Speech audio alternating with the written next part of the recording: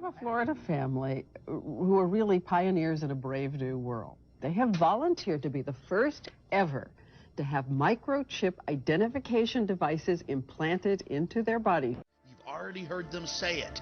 Gun owners, Christians, conservatives, libertarians, liberals, anybody that doesn't go along with global New World Order tyranny will be watched, will be controlled, will be tracked.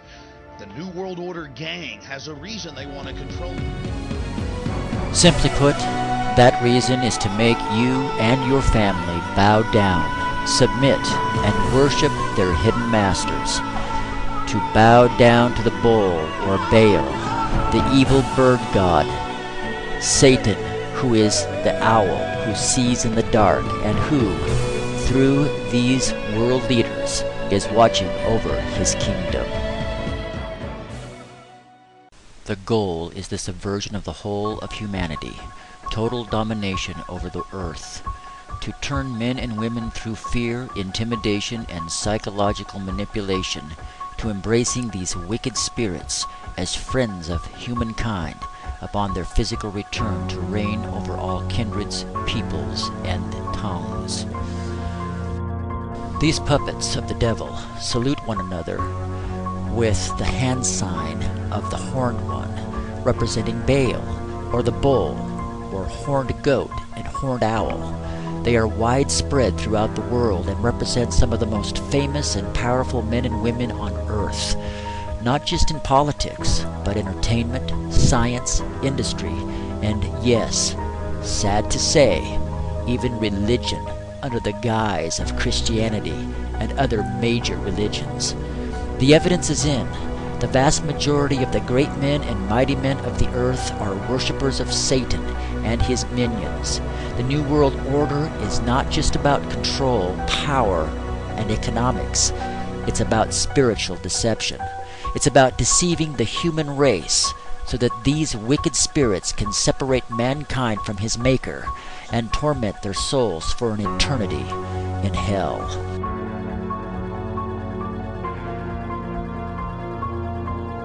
I wish I could say that I am making all this up, but unfortunately I'm not. Now listen to a true, noble American who tried to warn us years ago about this secret order of the fallen angels. Listen to his warning very closely.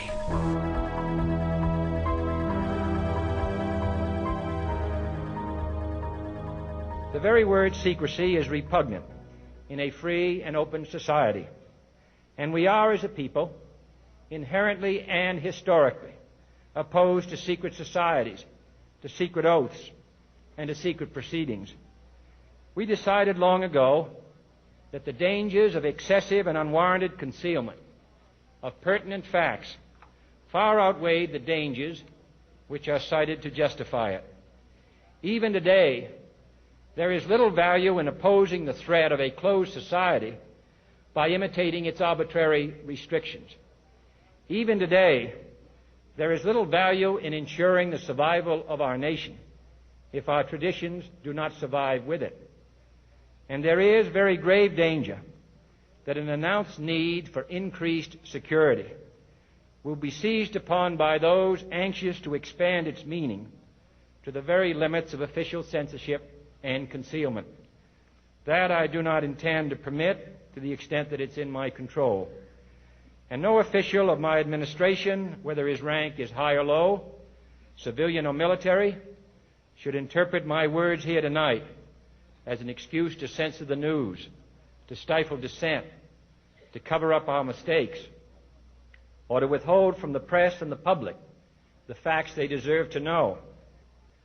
For we are opposed around the world by a monolithic and ruthless conspiracy that relies primarily on covert means for expanding its sphere of influence, on infiltration instead of invasion, on subversion instead of elections, on intimidation instead of free choice, on guerrillas by night instead of armies by day.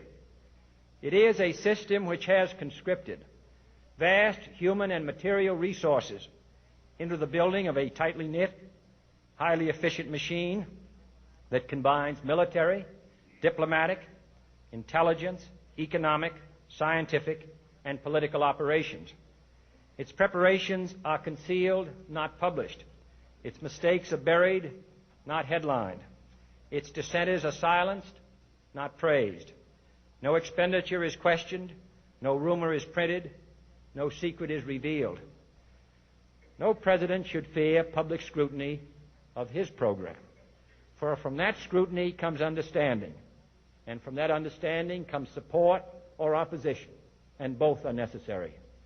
I am not asking your newspapers to support an administration, but I am asking your help in the tremendous task of informing and alerting the American people.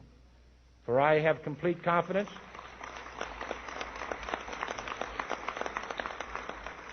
in the response and dedication of our citizens whenever they are fully informed. I not only could not stifle controversy among your readers, I welcome it. This administration intends to be candid about its errors.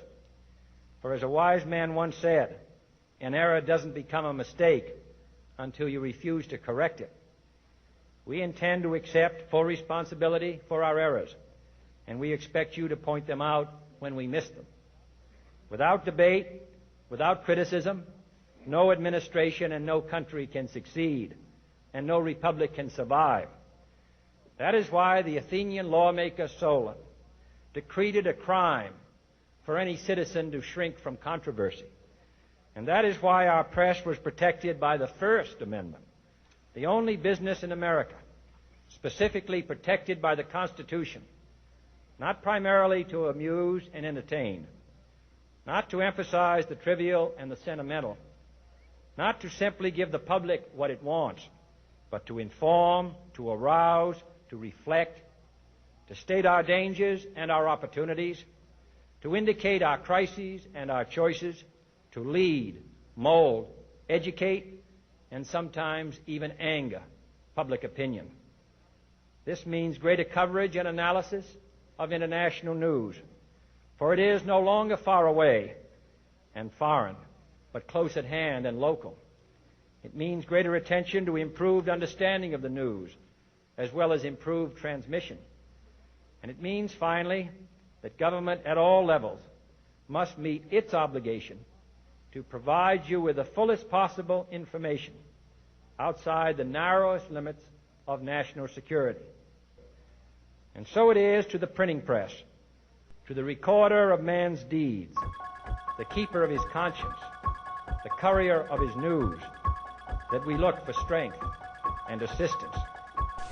And indeed, like a self-fulfilled prophecy, the silent keepers quieted the opposition. Not praised. Its preparations are concealed, not published. Its mistakes are buried, not headlined. Its dissenters are silenced, not praised.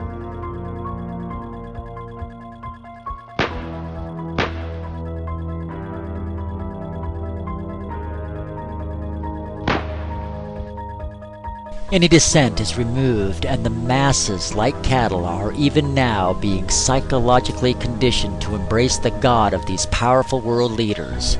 They have been preparing the mindset of the masses for generations now to believe in and embrace these fallen angels, conditioning us through such programs and movies as Star Trek, Alien, The Stargate, and Worlds at War to receive the first visitors from the heavens as friends, and the second as an invading army that must be stopped with their help.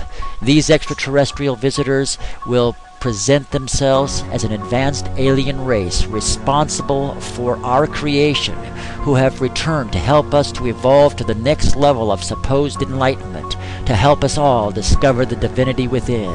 And indeed, more than ever before, the world is turning their eyes outward, searching for the answer to the question, is there anybody out there?